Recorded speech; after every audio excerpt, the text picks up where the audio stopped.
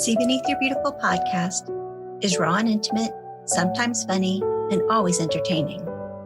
With new episodes every Saturday, Hara explores our loves, fears, and hopes with a delicious combination of depth and lightness. I am Terri Pugh. I am an intuitive eating coach. I am intuitive eating certified. I'm still on training to get my nutritional therapy degree complete, but my absolute love is the intuitive eating and the health at every size world. That's what I'm doing. That's what I love to do. And that's what I'm trying to help people with at the moment. And you have a podcast. Oh, yes, I do. I have a podcast. It's called the Intuitive Eating and Body Positivity Podcast. And I started it because I wanted to find another way to get the message out to people about how it's okay to love yourself, no matter what your size or your shape. It doesn't matter what you're made up of. There is something to be positive about. And food issues are so rife that people don't think that they have an issue with food. And then when you start to dig into some of the body positivity stuff and you tie that in with the intuitive eating, actually people have got hang-ups that they don't even realize they have around food. It's a real interesting mix. The two topics work together beautifully. And so I really enjoy talking about it and kind of weaving the two together.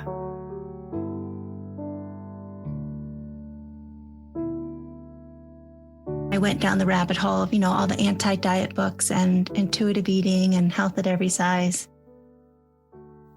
I'm sure I'm missing something because, one, I don't necessarily trust I'll make a good choice.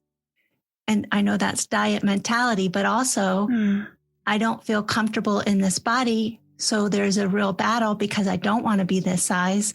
And yet I think I'm pretty fucking awesome, actually. Yes. But I'm really uncomfortable in this body. Yeah.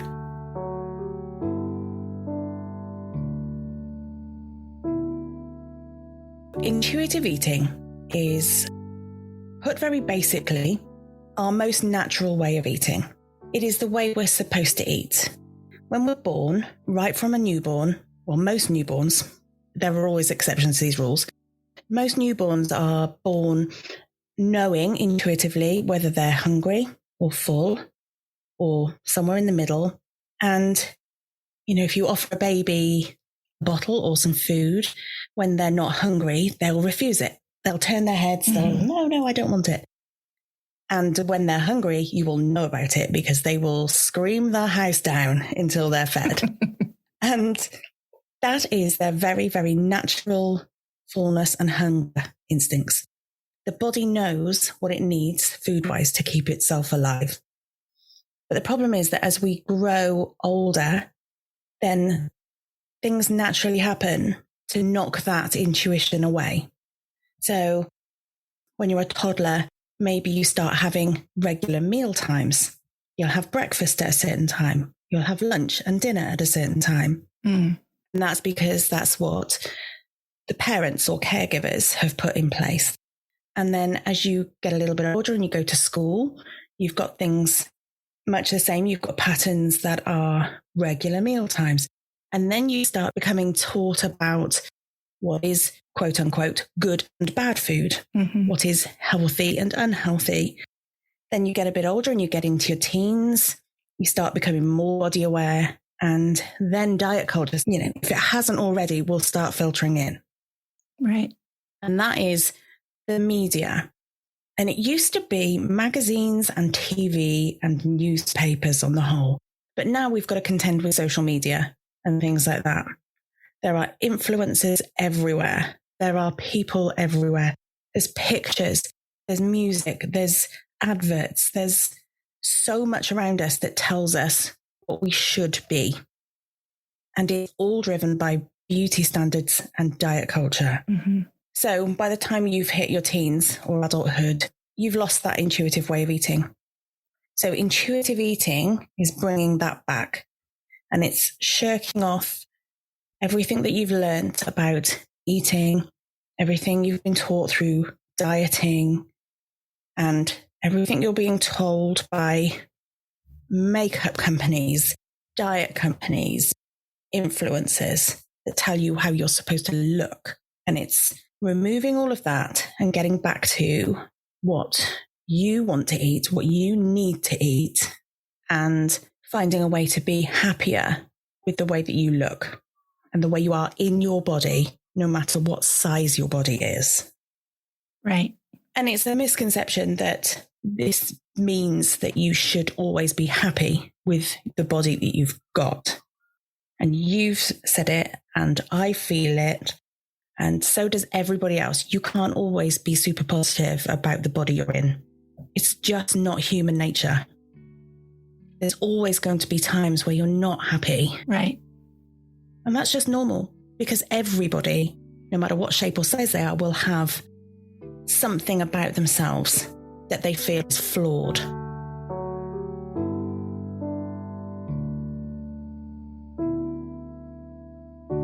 What people are only really recently, I think, starting to realise is that you shouldn't be discriminating based on size.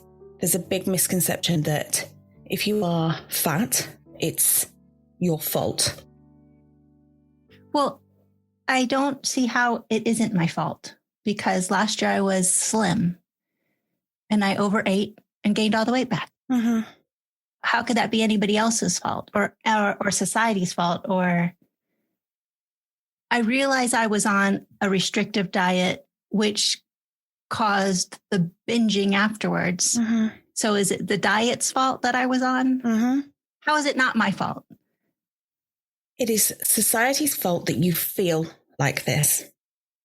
If you took away what you thought everybody thought of you, you would be happier with the way you feel about yourself. I see that. It sounds very basic. It sounds very black and white.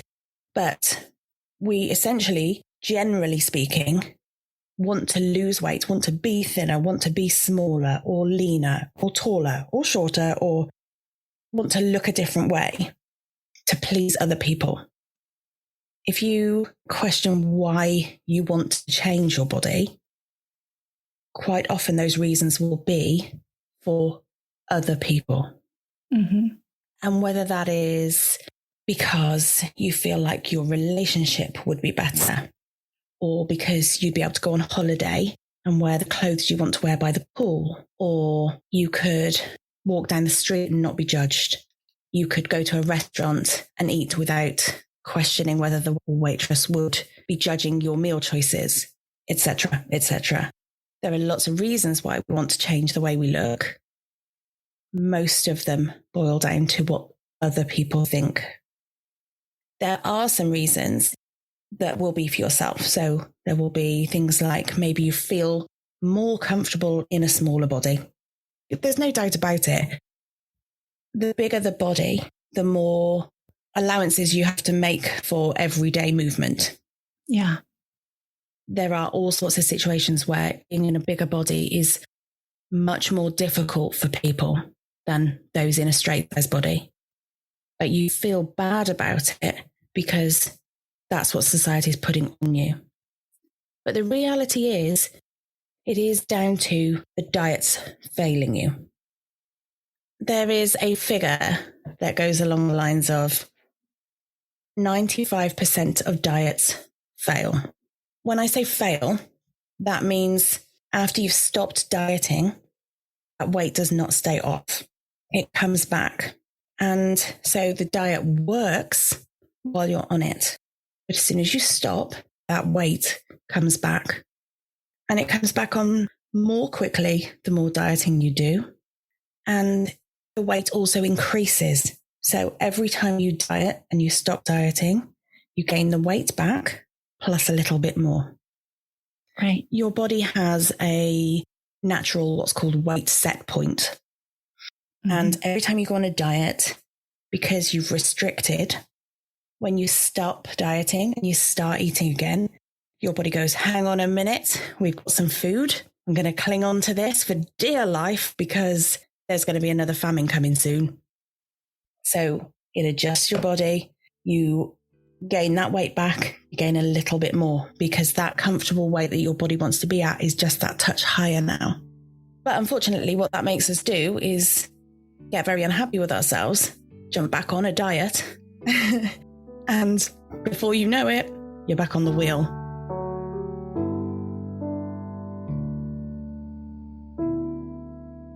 Every morning for a year, I have said I'm not dieting and then wondered what diet I should do. Yeah. I haven't dieted in over a year, but that's not to say that the conversation isn't had every single morning. Well, then I congratulate you for not dieting for over a year. Oh, well, thank you. It feels funny to be congratulated. Yeah. For that because I'm larger than I want to be. Mm-hmm. So, but congratulations to me. Okay, I like that a lot, actually. Yeah. It's not an easy journey. It's not something that you can just jump off the dieting bandwagon and say, that's it, I'm done today, no more. Mm-hmm. And then that's it, job done for the rest of your life. Because we've spent so much time having all of this fed into us. You can't just shake that off overnight.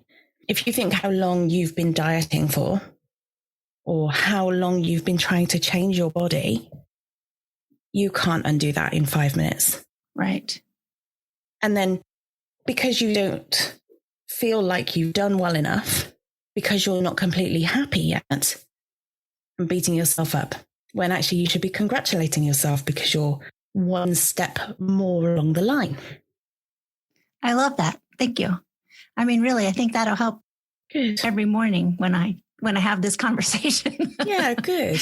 And say, good job, me, for not succumbing. Because even this morning, I tell you, it's without fail. Oh, Hara, let me tell you, I do it every single morning. If you listen to the podcast, you'll have heard me say, I've got a mirror on my bedroom door. And every morning to get out of my bedroom, I have to look in that mirror. Unless I walk towards the door with my eyes closed. I've just scrambled out of bed. I am a disheveled mess of a woman. I'm not a supermodel at that time in the morning, believe it or not. So by the time I come back in and I have showered and I get myself dressed for the day and I've put some makeup on, I've made myself feel good about myself before I've even looked in the mirror, then it's a different story. And I'm not saying I look in the mirror and I'm super happy with what I see. I'm still working on that myself and I've been doing it quite some time, but I'm kinder to myself now. Yeah, 100%. So if every day you can look in the mirror and be a little bit kinder to yourself and pick on one less thing that you're not happy about, then you're one step closer to liking all of you. Totally. I totally promote this all the time. You know, I photograph women who are usually overweight and I'm seeing only their beauty. So I also see mine. The more I love me, the more I love everybody. And then the more I love me again.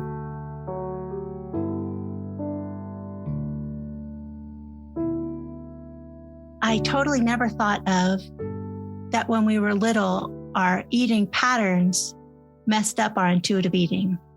That's so interesting.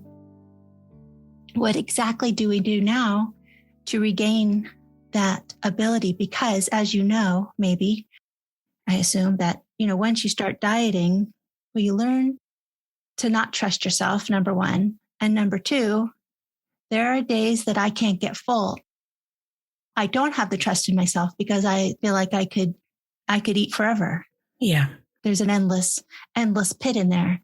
So how do you help women or people to find this path? One of the biggest things when people are contemplating intuitive eating is exactly that. It is a little bit of fear that if you give yourself free rein, if you give yourself unconditional permission to eat, you will never stop. And you'll just eat and you'll eat and you'll eat. And it's having the trust that actually your body will find its likes and its wants if you just give it a chance. What happens is you think that you will want free reign. And while you're still in some kind of diet mentality, you are still somewhere inside you restricting. When you give yourself permission to eat it, believe it or not, all of a sudden, it's not that exciting anymore. And you become more in tune with yourself and you start to think, actually, you know what? I really fancy a banana right now. Or I actually could go for a salad. And the first time that happened, and I was like, I could really do a salad now. I'm like, what is this? Who am I? What has happened to me? But that's is funny because your body starts to tell you what it needs. Yeah. It tells you if you are going to want something sweet or something salty or something hot or something cold, something filling, something light. Your body becomes more in tune. And so if you can give yourself the permission to eat foods and you can truly get rid of that restrictive mentality, things come back to balance.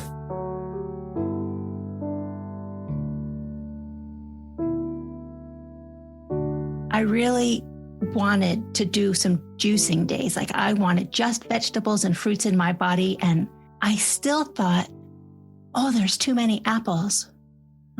So, I mean, every diet I've ever done, starting when I was 12 in the Scarsdale diet with my mother, has messed me up because every food, depending on the diet, is forbidden. So even if apple, I was like, oh, wait, that's high carbs, that's sugar. It messed me up so much.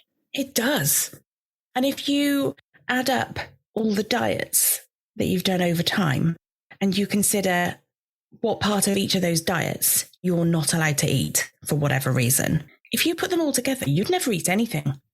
So that's what I'm saying. Yeah. If one diet you're low carb, another diet you're low fat, another diet you can't have sugar, and then maybe another one you'll be having a perfect balance of macros. And if you factor into that, you can't eat any calories either. By the time you finish, you've got nothing to eat anymore.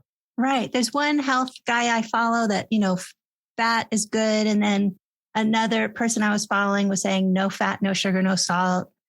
I want a plan because I'm exhausted. I have mental fatigue trying to figure out what I'm supposed to eat. And you are saying, trust my body, trust me.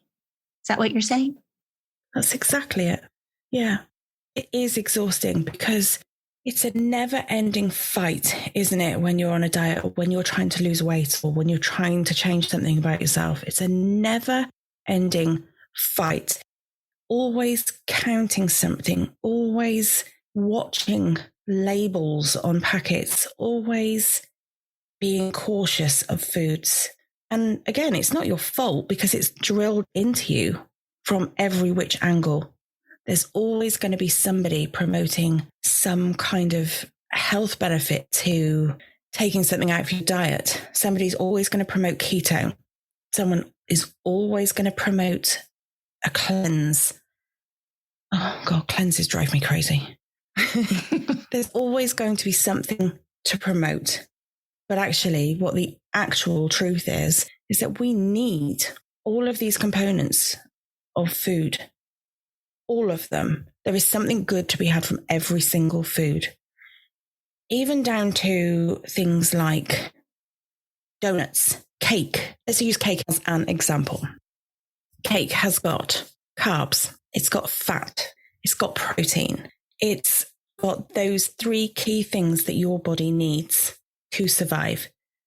And so if you put that cake, a piece of cake, no matter how big, if you put a piece of cake into your overall diet, it's not going to do you any harm.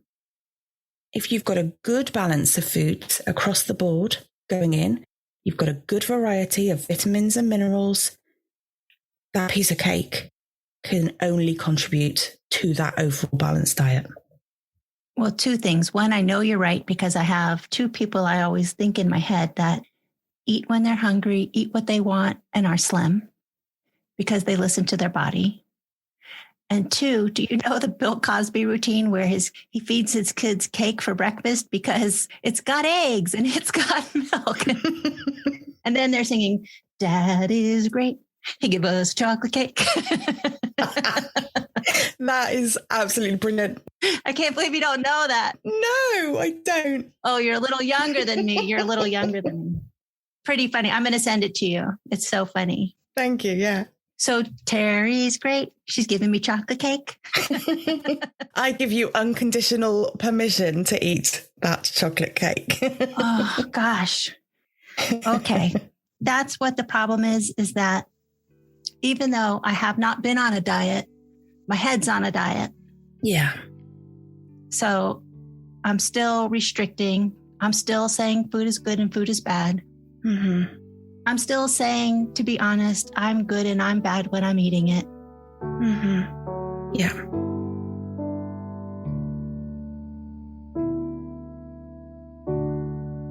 How do you fix me? Intuitive eating is made up of 10 principles. Each principle will kind of tackle one of these aspects of your relationship with food. It's quite easy to just look at yourself when you're in the middle of this worry and fear and anguish around food and think it's just me. I just can't handle it. I just can't deal with it. I just can't manage to feed myself properly. But there are so many aspects of it. So with intuitive eating, the very, very first principle is rejecting diet mentality. It's about recognizing it. And even though you've not dieted, you're still taking in all these messages from around you. And you still have these thoughts that are generated by things that are going on around you. So the first thing we do is look at diet mentality and how to recognize it and where to see it. And then all of a sudden you're going, wow, didn't see that message before. I see that loud and clear now. Okay. And then as you move through, you learn about honoring your hunger and making peace with these foods that you're worried about or scared to have in the house. So many people don't even keep these fear foods in the house because they're too scared of whether they will have control around it or not. So it's about making peace with these foods and having them available to you. And actually, making them super available takes away some of that. So it seems a bit counterintuitive to think, well, if I've got this addiction to cake and I've got cupboards full of cake, that's just asking for trouble. But actually it has the other effect. And it takes away a little bit of fear around the restriction around food. When I quit smoking, I was 20. And my dad told me that he quit by carrying one cigarette around with him. The fear of not having a cigarette was so strong, but having it and not smoking it solved the problem. And that really did work for me. So that's totally what you're saying. That's cool. The issues around availability of food are not always as clear cut as you might think. It might not be a case of you just can't control yourself around this food. There might be real reasons why that is so. If you grew up in a household, for example, where food was very much restricted in some way, if you didn't have enough money in the family to have food, and so the cupboards were bare for quite a lot of the week, and all of a sudden one day a week there was food in the cupboard and you had to eat it there and then. Or you've just spent so long saying, nope, I can't have it. Nope, I can't have it. Or if as a family, you're in an area geographically where food is not available for whatever reason. You know, there are lots of reasons why we have restricted right from when we're little. So it's not always as cut and dry as I just can't trust myself. There might be actual real reasons from when you're very small as to why you're scared to not have food there. So then an empty cupboard is a real risk for some people who are trying to get through this journey. And so to have food available sometimes is just a security blanket that you need. Like you say, having that one cigarette available, you think, okay, if I need it, it's there, it's fine. And it's the same. Yeah, that light bulb went off. That's cool.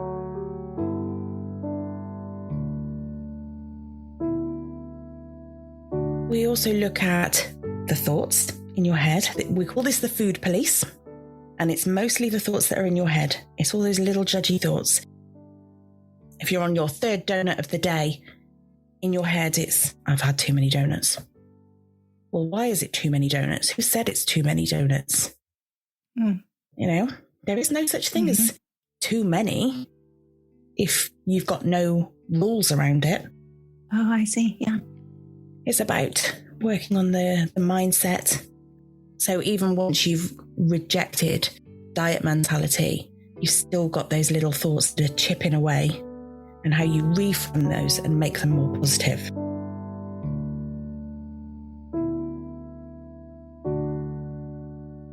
It's about satisfaction. I go back to what you were saying earlier about you don't feel like you feel full, no matter how much you eat.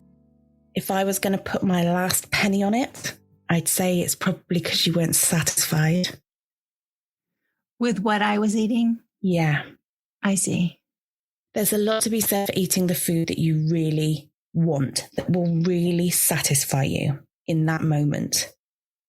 Because what happens is we eat food that doesn't really satisfy what we're looking for at that time. And then you spend the rest of the evening having a rummage through the cupboards. What else can I find to eat?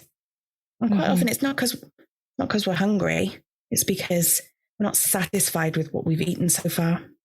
You stop to ask yourself what it is you fancy in that moment. You might be surprised at what you actually want to eat versus what you think you should eat. Yeah. Yeah. If somebody's struggling with not feeling full, I would say it was a satisfaction thing rather than actual physical fullness, if that makes sense. Well, it has to be. I mean, it has to be, because I'm saying that after I eat plenty. So it has to be that.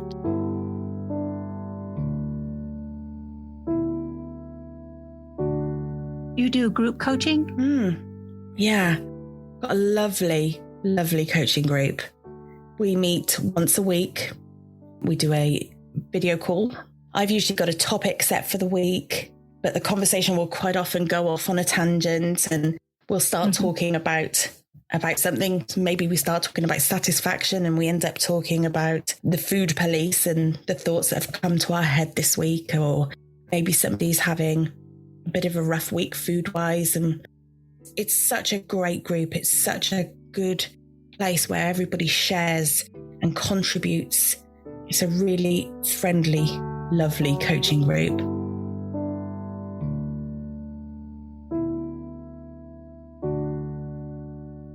My dieting history goes way back, as it does with a lot of people.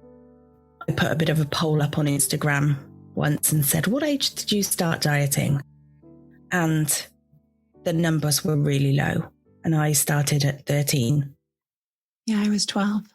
It's so young, isn't it? When we look back at it, it's so young. My mom was doing a diet and somehow I was doing it with her. I didn't need to diet at 12. Your story is the same as mine in that respect. My mother was on a diet. She was for as long as I can remember. And at 13, I don't remember how the conversation went, but I ended up going and joining a group with her. I remember sitting in this group and being celebrated for losing pounds that I didn't really need to lose. I wasn't slim, but I certainly wasn't particularly overweight. So I was always on a diet. I had my first child. I just had a baby. I was young. I was in my early 20s. And I have photos now and I look at them and I was like, how can you think you need to diet?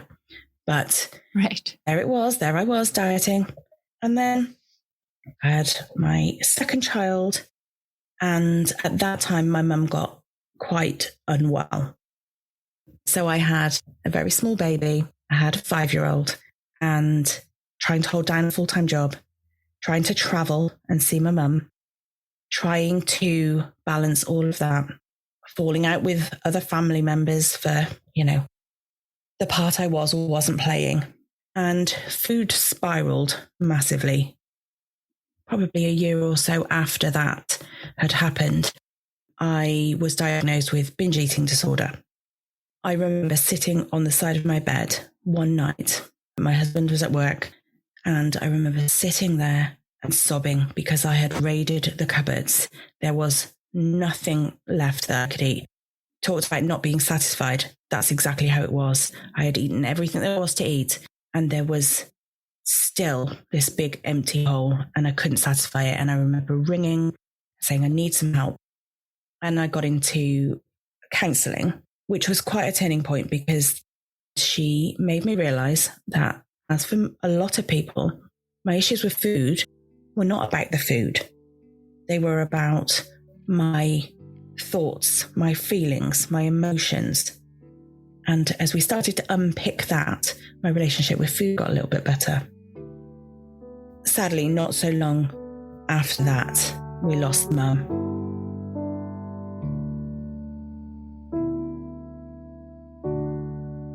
Everything was topsy-turvy again, food related. Everything just was out of control. Mm-hmm. And the thoughts about myself and my body, I would stand in the mirror and be so disgusted with my face. You know, what is that to be disgusted at? It's your brain trying to grab some kind of control to mask the feelings that you've got. And before you know it, your whole life feels messy, and the only thing you can control is the food you put in your mouth. And actually, you don't have that control. What you're doing is just masking everything.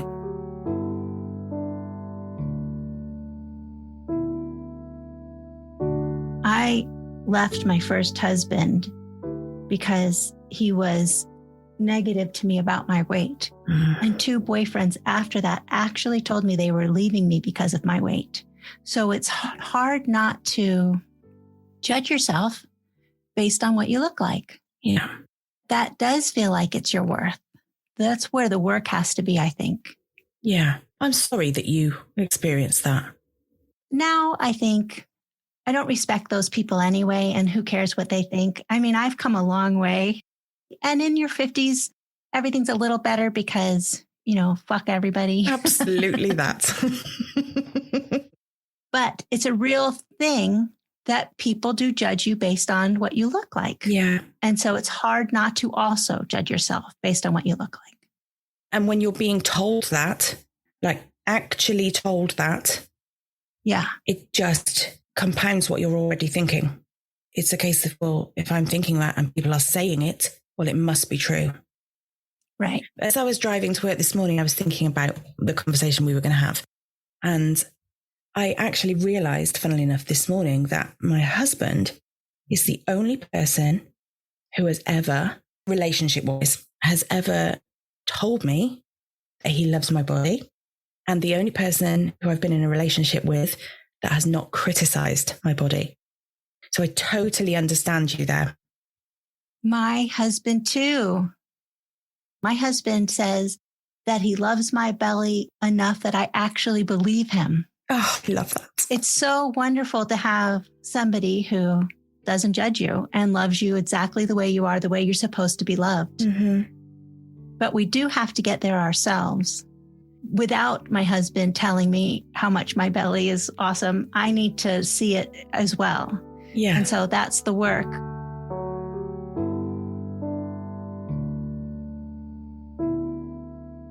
Where does somebody get help? And I know you're in a different time zone, so if somebody couldn't join your group, what's a resource you would suggest to get started in this? Firstly, with regard to my group is 7:30 on a Tuesday evening, and that's UK time, which tends to work What's that? quite nicely. I know. Well, we're talking at 7:00 UK time. Oh, you are? Oh, okay. And it's noon my time. That's totally reasonable for somebody. It's at a comfortable time of day where maybe across different time zones it can still work. However, there are lots of resources that people can tap into. There is, of course, my podcast. Yeah, and I really love it, by the way. Thank you. I appreciate that. But there are also some excellent people in the industry that can be followed. Dr. Joshua Walrich, he's an excellent resource. He is a doctor here in the UK, but he is very much coming at it from a medical weight neutral perspective. There is also another doctor here. She goes by the name of Fat Doctor UK. She is all about advocating for people to have pleasant experiences in healthcare. For more general stuff outside of the medical side of things, there is a fantastic lady by the name of Meg Boggs. Meg is a big advocate for being able to do anything you like, whatever body size you've got. I'm trying to think who my daughter has me following, and she shows you pictures of her just sitting there and then pictures of her making everything look good. She said in the last one, day one, still day one, which was awesome because it's just showing you that you can't trust the photo. No. Because she's all cellulite and, rolls. But if she holds herself at a certain angle, there are none. And she looks like a supermodel. And I'm so glad my daughter's the one sharing those with me because one time, I think she was 21, I took her somewhere for her birthday and she just kept saying she wanted an Instagram worthy photo. And no matter what I was taking of her, she was like, no, that's not good enough. That's not good enough. But now she's 26 and she's totally seeing that that's all a lie anyway. And I love that she's really, really following the right people on Instagram now. There are some great books. I would, of course, always recommend the Intuitive Eating book, we're in edition 4 now. I feel like I read it. As with all of these things, you can read it and not really take it in. And then if you come back to it at a time when you're ready, you can read it in a totally fresh way. I think that's really good advice because, I was reading all of it when the idea appeared, like I said, a year ago. And so now I should go back and really put some meat on this instead of just thinking I should know everything. How I was when I tried intuitive eating the first time around. I read the book, I joined the Facebook groups, I picked my way through it, and all I could think of was, but I don't feel positive. I don't feel like I can do all these things. My body is not a size that I want it to be. I don't know how I'll ever be happy in this size body. And I just wasn't ready for it.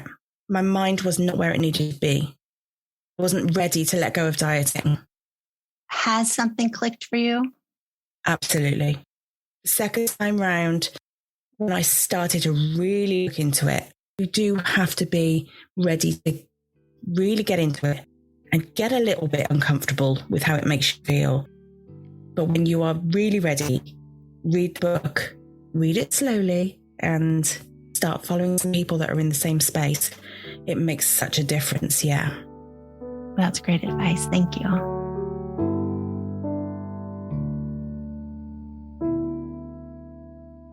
The overriding message is nobody does it perfectly.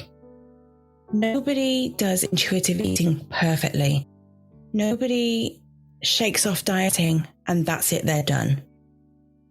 And in intuitive eating, a day that doesn't feel very positive is still not a failure. If you're going to a diet club and you have a bad day or you have a bad weekend and you get on the scales and you have to excuse yourself, you feel like a failure. In intuitive eating, you don't fail. You're just learning. You're learning what your body wants. You're learning how you feel about food. You're learning how to shake off thoughts and replace them with more positive ones. It's just a learning curve. It's not a failure. Yeah. I really like the idea of celebrating every morning that I haven't dieted. That's so exciting. That's a success rather than a failure. Definitely is. When you think that these companies have massive marketing departments, they spend millions and millions of pounds and dollars on reeling you in. If you have rejected that and you've not been reeled in, that is definitely something to celebrate. Yes, I totally agree. Thank you for the perspective shift. You're welcome.